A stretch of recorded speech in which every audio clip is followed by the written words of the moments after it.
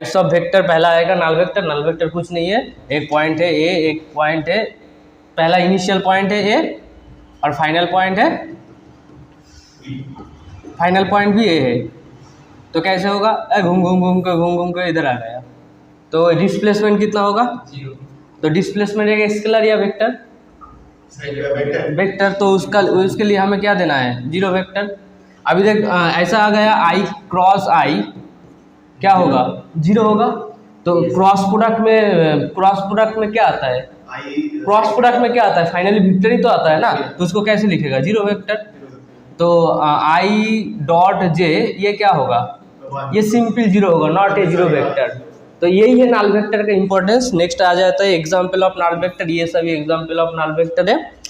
Unit vector क्या है, बहुत इंपॉर्टेंट है, डायरेक्शन वेक्टर का काम करता है। मान ले तू इधर एक ऑटो स्टैंड में आया, उसके बाद बोला मुझे जाना है 5 किलोमीटर, कहाँ जाना है भाई, तो इसलिए यूनिट वेक्टर क्या काम करता है, डायरेक्शन का काम करता है। मान ले ए वेक्टर है, ए वेक्टर के क्या क्या होता है, मैग्नीट्यूड होता है और एक डायरेक्शन भी होता है।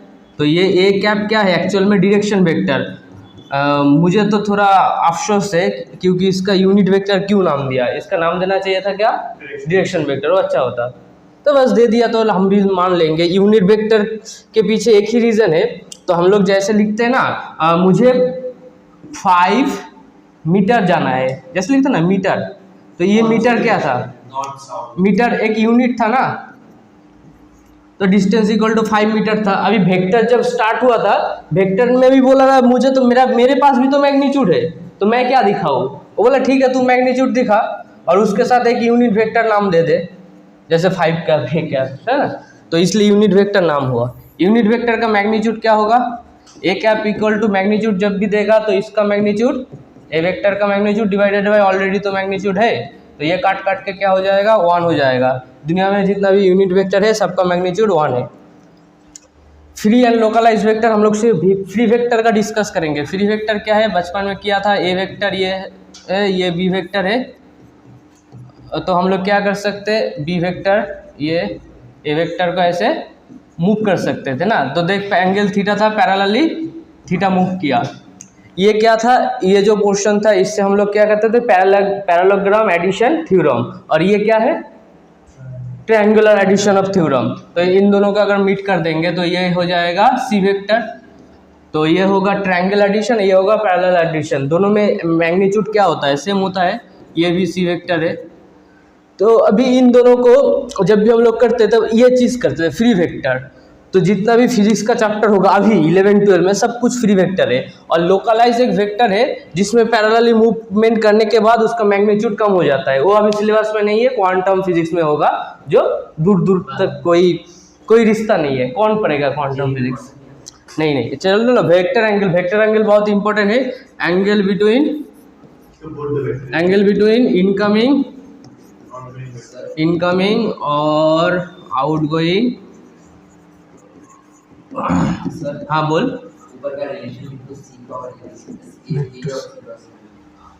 सी vector equal to A vector plus B vector, ये ट्रायंगल लॉ, और इधर सी वेक्टर सेम चीज़ है।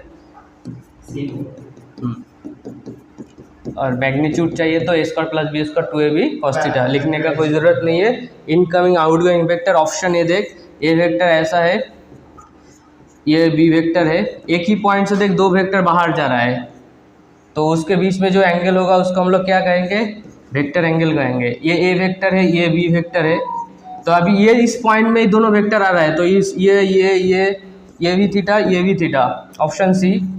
ए वेक्टर ये आ रहा है और बी वेक्टर जा रहा है, तो ये एंगल क्या है थीटा।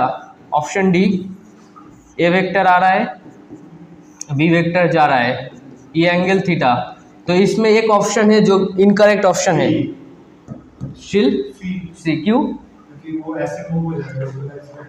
हाँ, तो ये सही है क्योंकि दोनों ही आउटगोइंग है, ये भी सही है, दोनों इनकमिंग है, तो ये सही नहीं है, एक आ रहा है और एक जा रहा है, दोनों को आना पड़ेगा या दोनों को जाना पड़ेगा, बट डी क्या इससे ट्रू हो रहा है, फ्री लोकलाइज करेंगे।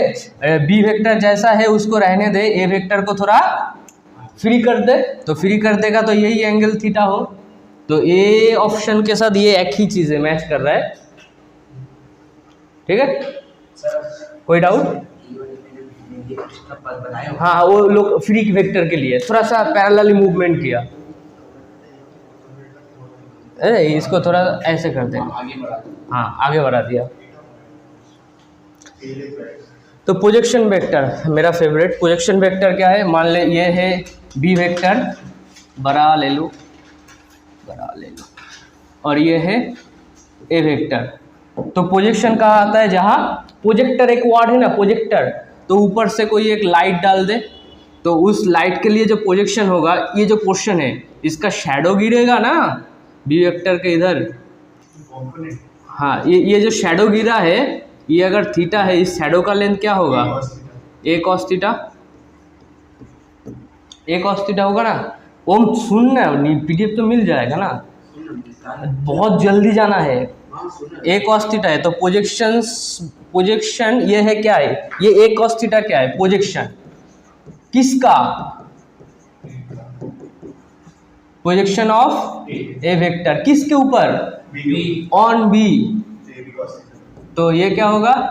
ए बी, नीचे लिख देता हूँ,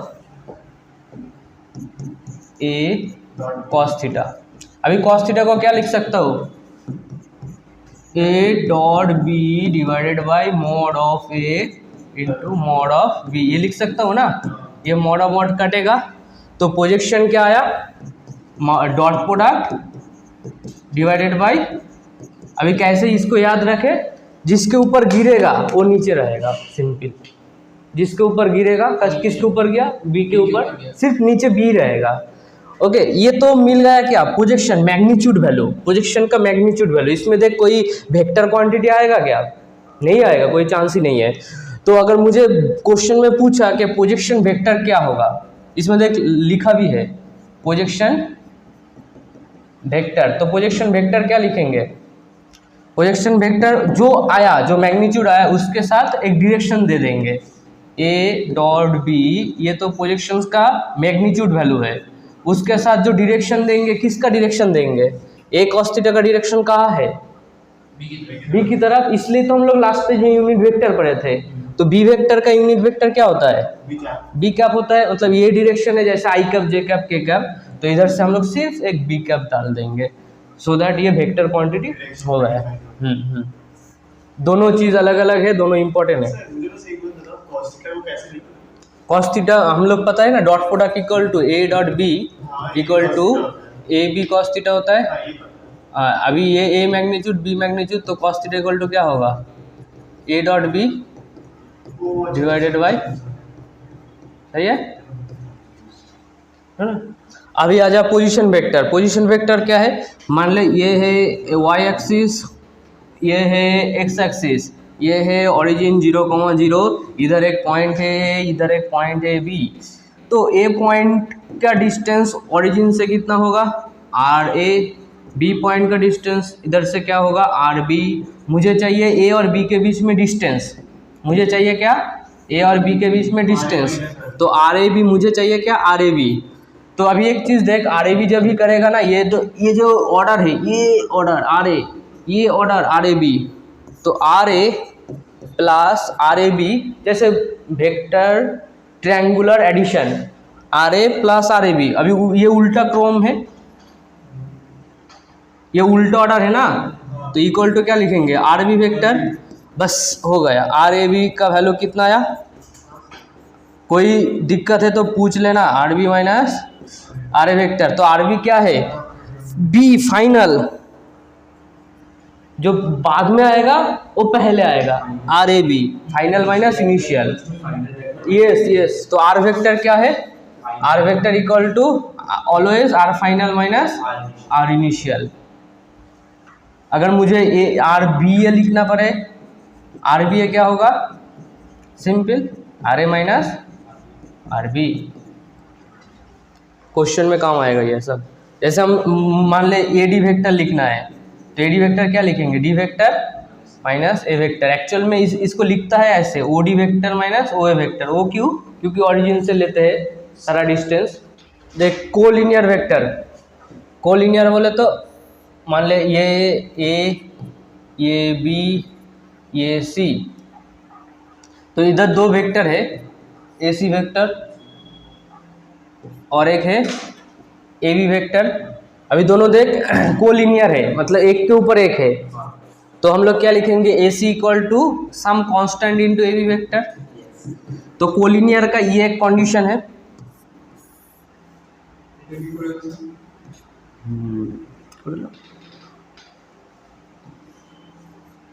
ए C vector equal to 2i cap plus 2j cap plus 2k cap. A B vector equal to I cap plus J cap plus K cap. तो अभी देख, अगर मैं ए सी से 2 कॉमन ले लूँ तो क्या हो जाएगा, A C vector equal to 2 into I cap plus J cap plus K cap. तो ये क्या हो रहा है, 2 into A B vector. Okay, तो ये 2 जैसा है इसमें और लैंडा है। तो जब भी ये सब चीज़ होगा, मतलब कोलिनियर होगा, उसमें देख एक टर्म देख a1, अगर मैं ए वेक्टर बोलूँ, ए वेक्टर बी वेक्टर, ए वेक्टर में क्या क्या है, a1 आई कैप प्लस a2 जे कैप प्लस a3, इस क्वेश्चन से मैच करना, b1 आई कैप प्लस b2 जे कैप प्लस b3 के कैप। इस क्वेश्चन से मैच करना, a1 by b1 equal to a2 by b2 है, a3 बाई b3 है, चेक करके देख। a1 by b1 equal to 2 है, a2 by b2 equal to 2 है, a3 by b3 equal to 2 है। तो ये दोनों ही कंडीशन है कोलिनियर का। और लास्ट एक कंडीशन है, ये दो अगर स्ट्रेट लाइन है, ए बी भी स्ट्रेट लाइन, उसके ऊपर ए सी भी स्ट्रेट लाइन, तो इसका एरिया क्या होगा, जीरो होगा। एरिया अगर जीरो है तो एरिया का और एक फॉर्मूला है ट्रायंगुलर एरिया का, A B cross A C equal to क्या होता है, जीरो होता है। तो ए बी और ए सी अगर जीरो है तो हम लोग क्या लिखेंगे, आई कैप जे कैप के कैप। और ए बी मैंने ऐसे ही a1 a2 a3 लिख देता हूँ, a1 a2 a3 b1 b2 b3 equal to 0। ये तीनों कंडीशंस बहुत इंपॉर्टेंट है, तीनों से कोई भी एक यूज़ कर सकता है। 3 पॉइंट हैविंग पोजीशन यही है। तो A B and B C are collinear, then A plus B equal to how much. तो ए बी में क्या बी माइनस ए करेगा, तो ट्राई कर। A B equal to B vector minus A vector. B vector का value कितना है, A I cap plus 2 J cap plus B K cap. और ए वेक्टर का वैल्यू क्या है, I cap plus A J cap plus B K cap. तो अगर मैं माइनस कर दूँ तो ये A minus 1 I cap plus 2 minus A, कोई गलत किया तो बोल देना, और ये 0 के कैप। सिमिलरली अगर मैं बी सी करूँ, डायरेक्ट करेंगे, कॉन्सेंट्रेट करो, 0 आई cap B minus 2 J cap 3 minus के कैप। ओके, तो मैं ये चीज़ कर सकता हूँ कि ये 0 है, ये ए माइनस 1 है, तो A minus 1 by 0 equal to lambda. और एक चीज़ कर सकता हूँ, 2 minus A divided by B minus 2 equal to lambda.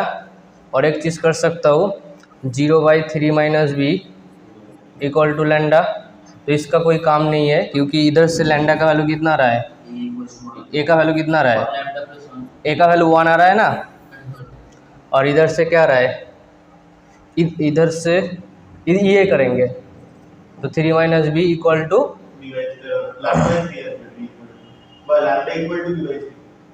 3 minus B equal to 0 आएगा, क्योंकि लैंडा इधर उधर कर सकता है, 0 बाई लैंडा 0 ही होगा। तो b इक्वल टू 3।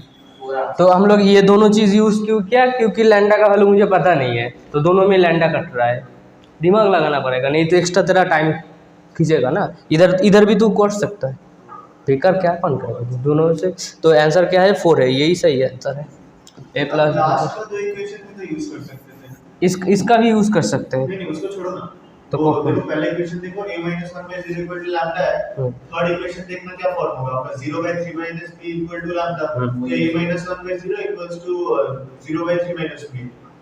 तो a - 1 वही दे देख 0 ही आ रहा है, a का वैल्यू 1 पुट करेगा तो 0 ही आएगा।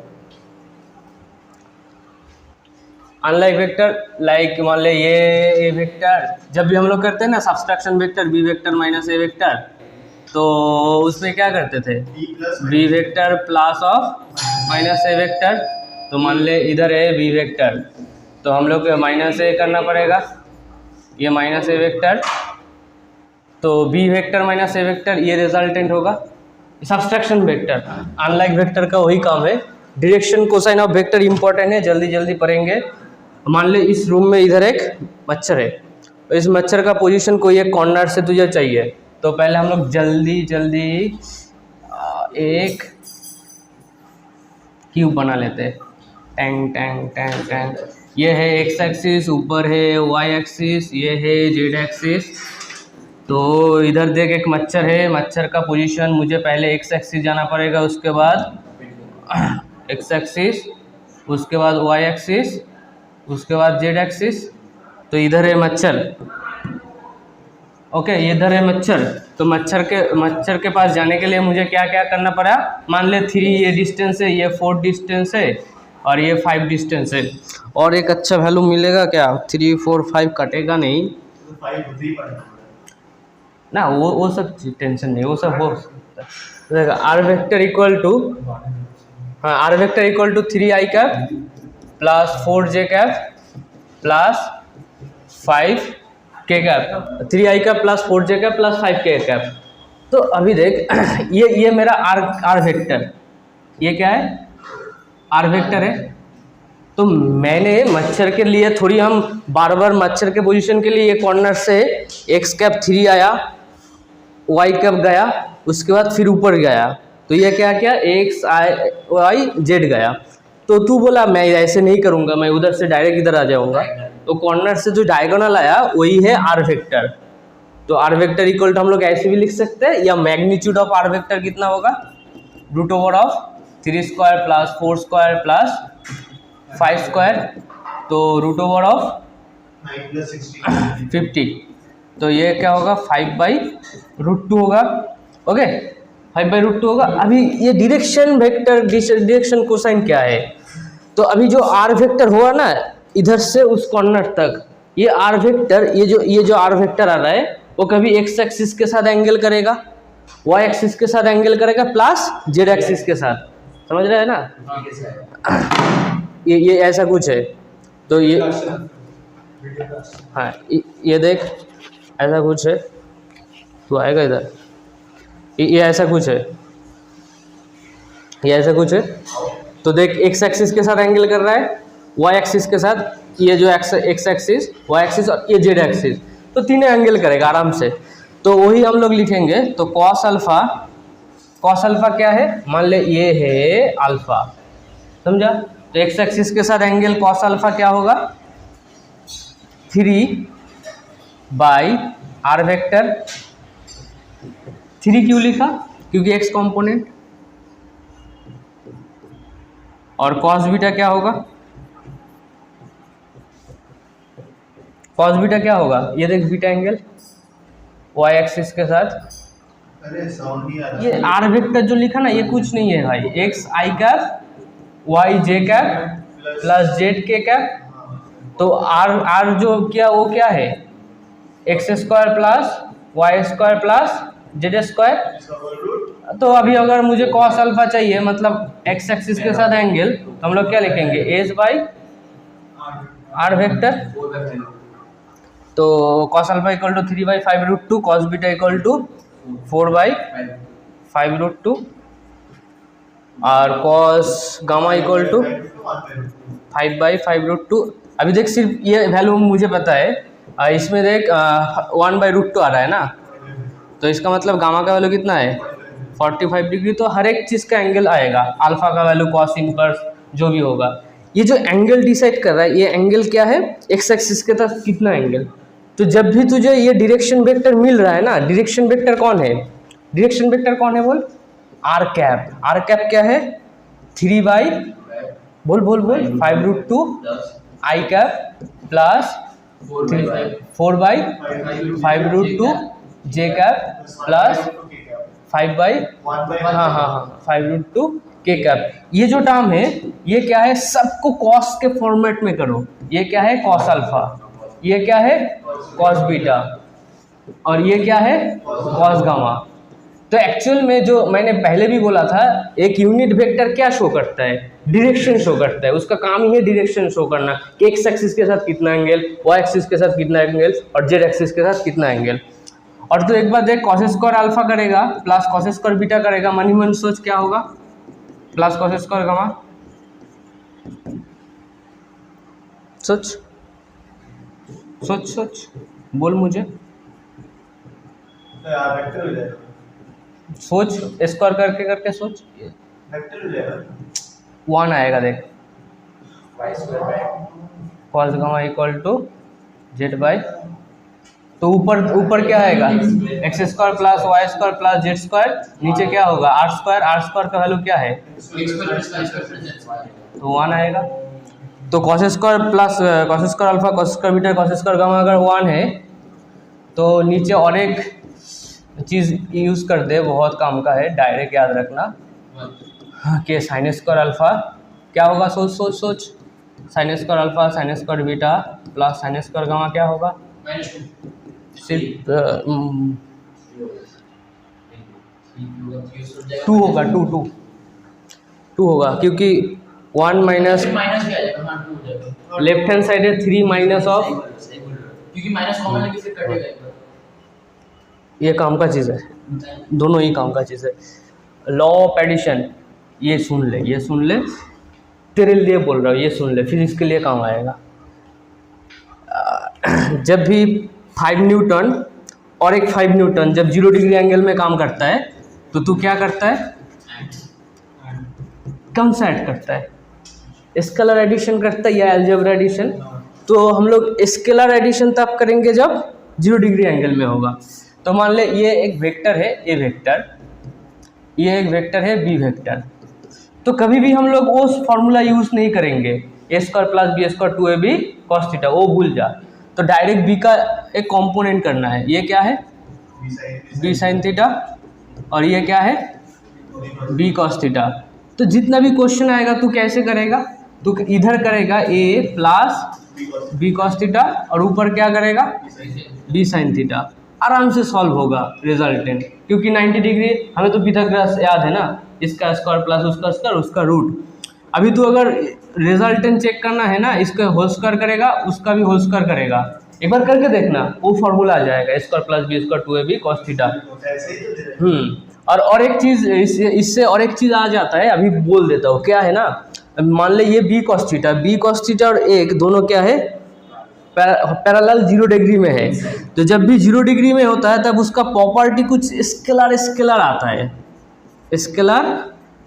स्केलर एक बदबू आता है, बदबू नहीं यार, ठीक ठाक स्केलर आएगा। तो स्केलर आएगा तो हम लोग ये भी लिख सकते हैं ना, A dot B equal to क्या लिखते हैं ए बी कॉस थीटा लिखते हैं ना। देख देख देख देख कॉस थीटा और ए क्या है, एक दोनों के साथ एक के ऊपर एक हुआ है ऐसे। तो इसलिए ये स्केलर प्रोडक्ट है। अभी जब भी कोई चीज़ परपेंडिकुलर होता है तो हम लोग क्या करते हैं वेक्टर ही एडिशन करते हैं। तो अभी देख बी साइन थीटा और ए के साथ क्या है परपेंडिकुलर है, हाँ, इसलिए ए बी साइन थीटा होता है वेक्टर प्रोडक्ट, ठीक है। तो वेक्टर मतलब 90 डिग्री, स्केलर मतलब 0 डिग्री, और कोई एंगल देगा तो हम लोग चेंज कर लेंगे, बस पूरा खत्म वेक्टर, यही मेन चीज़ है। तो इससे क्या होगा, तेरा वेक्टर प्रोडक्ट खत्म हो गया प्लस वेक्टर एडिशन। तो इधर से मैं लिख देता हूँ ए क्रॉस बी जो है वेक्टर प्रोडक्ट, उसका नाम देंगे ए बी साइन थीटा। अच्छा, ये दोनों चीज़ काम है। अभी साइन थीटा अगर वेक्टर प्रोडक्ट है तो इसके साथ एक यूनिट वेक्टर भी लेंगे, क्योंकि तो ये वेक्टर क्वांटिटी है। तो एन क्या है यूनिट वेक्टर। मान ले ये बहुत कम का चीज़ है, पूरा मैग्नेट तो स्टार्ट हो गया था ना, मैग्नेट में यही काम है, यही जैसे हम लोग किया था ना मैग्नेट में, magnetic force F B equal to Q V cross B किया था ना। तो मान ले एक चार्ज, ये चार्ज है और मैग्नेटिक फील्ड अंदर है, डाउन द, अभी देख ऑनलाइन आया, अभी मैं दिखाऊंगा कैसे कैसे काम करता है। ये देख चार्ज है और v वेलोसिटी ऊपर दे दे, ठीक है। सब हाथ रेडी कर दो, हाथ रेडी कर दो। v की तरफ करेंगे तो फोर्स इस तरफ हाँ v है, देख v की तरफ चारों उंगली कर दे, मैं बार बार बोल रहा था चारों उंगली कर दे। और ये मैग्नेटिक फील्ड कहाँ है, अंदर अंदर। तो v पहले था ना फोर्स में, इसलिए पहले हमें v की तरफ करना पड़ेगा, उसके बाद अंदर। तो ये थाम कहाँ देख रहा है, इधर दिख रहा है ना, तो इसलिए फोर्स कहाँ लगेगा, इधर लगेगा फोर्स, तो फोर्स इधर लगेगा। अभी देख ये पार्टिकल जब भी फोर्स लगेगा ये पार्टिकल थोड़ा शिफ्ट हो जाएगा, इधर आ जाएगा।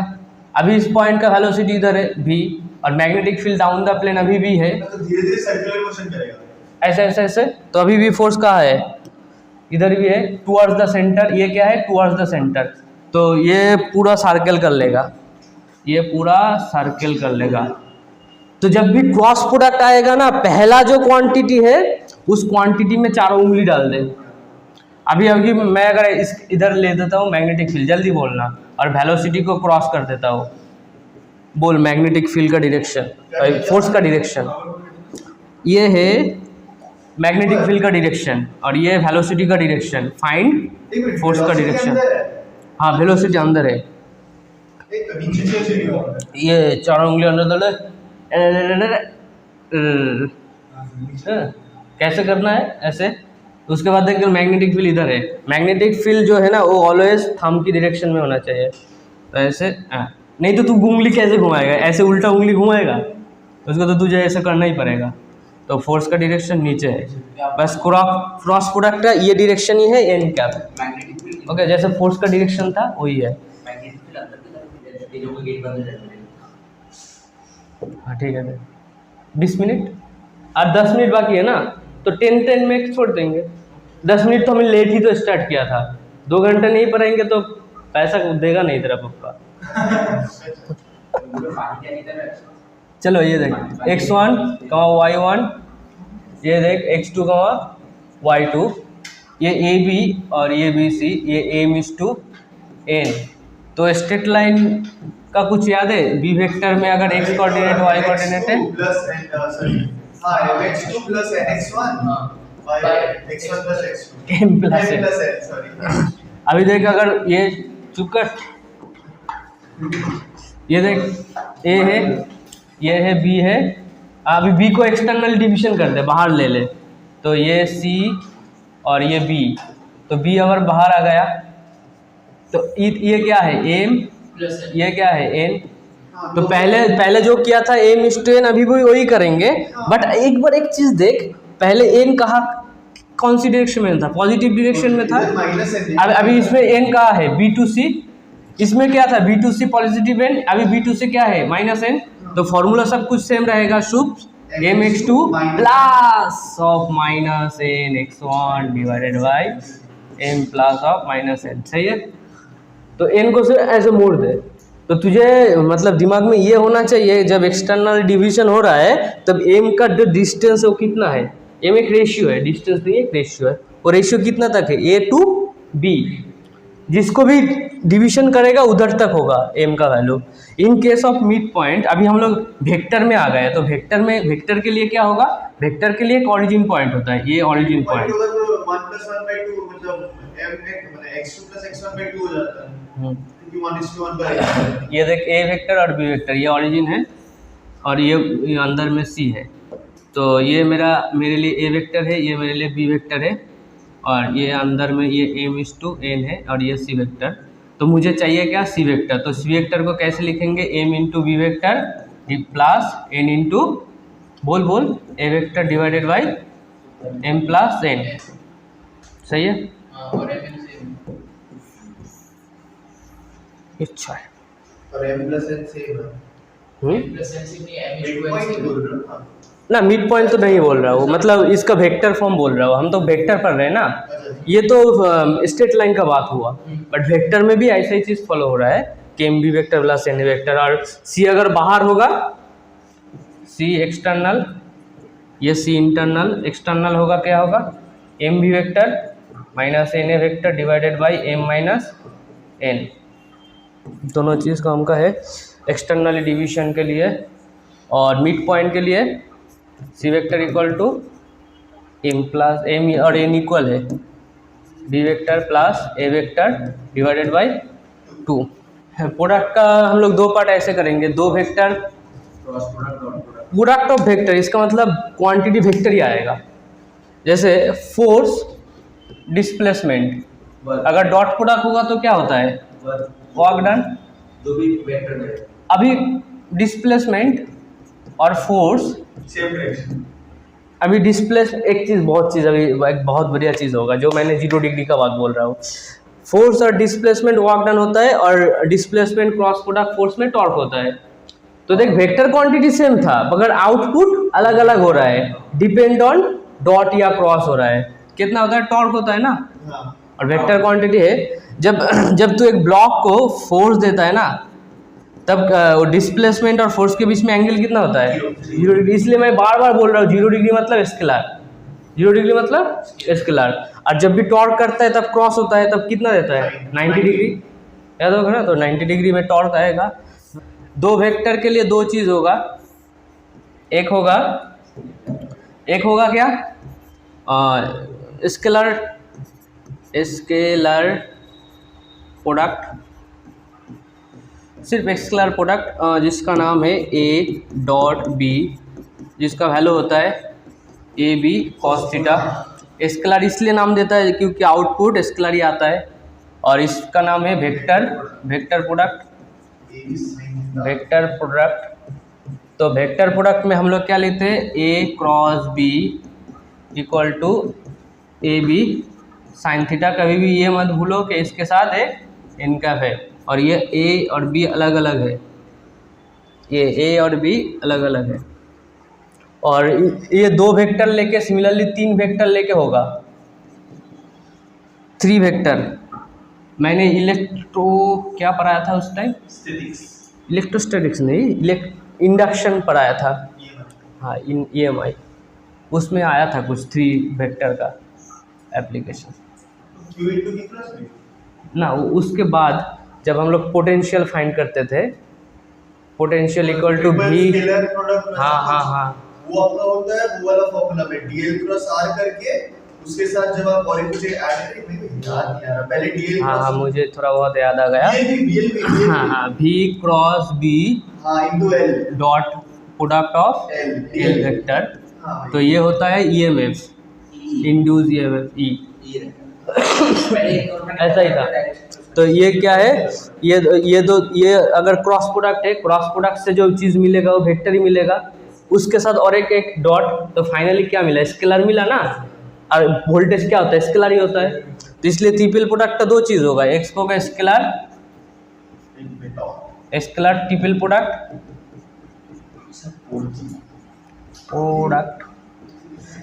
और एक होगा वेक्टर ट्रिपल प्रोडक्ट।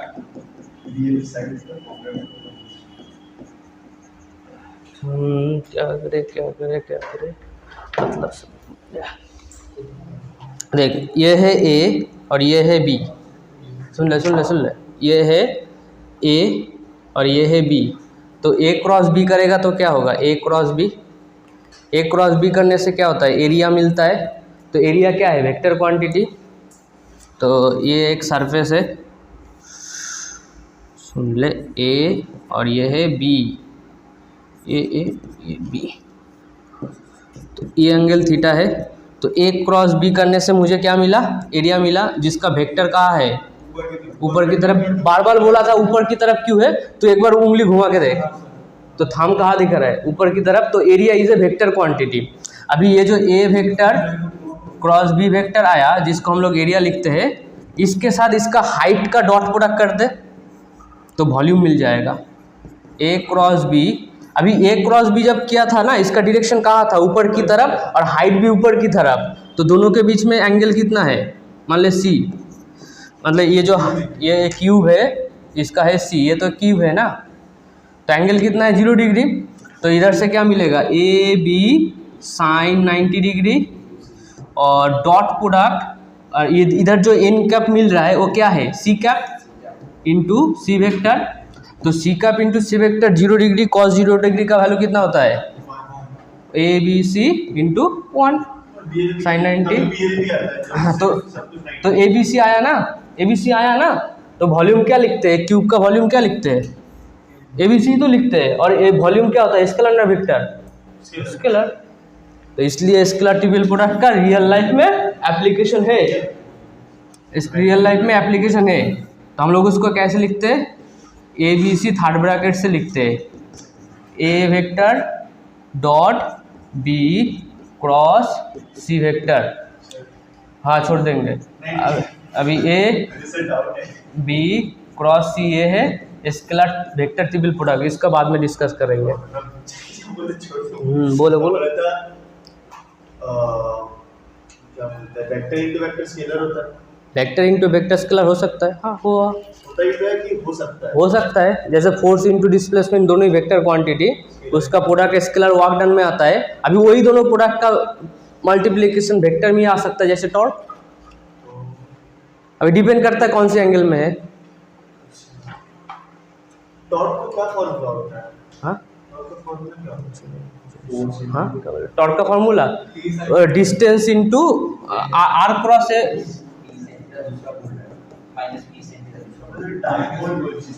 देखिए टॉर्क आर क्रॉस है, आर क्रॉस हो गया, एस का है, आर ही तो सॉरी आर ही तो ऐसे। वही ना FR sin theta, FR sin तो अच्छा चीज़ बोला, इसको थोड़ा एक चीज़ दिखाता हूँ। एक बात बताओ, एक मिनट, ये मान ले एम एक पार्टिकल है उस जिसका मास एम है, तो नीचे क्या लग रहा है, एम जी लग रहा है। और ये पार्टिकल का जो डिस्प्लेसमेंट ट्रैवल हुआ, ये अगर ये है एस है, तो वर्क डन क्या होगा, फोर्स इंटू एस। एस और एम जी के बीच में एंगल कितना है, 0 डिग्री। और यही क्वेश्चन हम लोग रोटेशन में पढ़ते थे 11 में, जो तुम लोग पढ़े नहीं है और मैंने पढ़ाया भी नहीं है, अभी जो बैच चल रहा है उसको पढ़ा रहा हूँ। तो ये है ओ पॉइंट, सुन ले अच्छा चीज़ है, ये है ओ पॉइंट जिधर एक ऑब्जर्वर है, इसके रेस्पेक्टिवली टॉर्क कितना होगा पता है, ये डिस्टेंस कितना है मान ले r, तो इसके रेस्पेक्टिव टॉर्क क्या होगा, r into M G, r into M G होगा ना। अभी बोल, जब पार्टिकल ऊपर से नीचे गिर रहा है तो टॉर्क क्या होगा, ऑप्शन ए इंक्रीज होगा, ऑप्शन बी डिक्रीज होगा। क्या होगा, कौन सा क्या होगा, टॉर्क का जो वैल्यू है, टॉर्क का वैल्यू तो r इंटू एम जी है, डिस्टेंस इंटू एम जी है, और d है ये कांस्टेंट है, और d है इंक्रीज देन डिक्रीज। कौन सा होगा, सी होगा, क्योंकि परपेंडिकुलर डिस्टेंस चेंज नहीं होगा। कौन सा डिस्टेंस चेंज होगा, ये वाला डिस्टेंस चेंज होगा, बट परपेंडिकुलर डिस्टेंस चेंज होता है, नहीं होगा। तो टॉर्क बोले तो perpendicular distance into M G. तो ये यही देख, एम जी फोर्स है, इधर भी है एम जी, इधर भी एम जी है, तो वो वर्क डन कर रहा है और ये टॉर्क पड़ रहा है।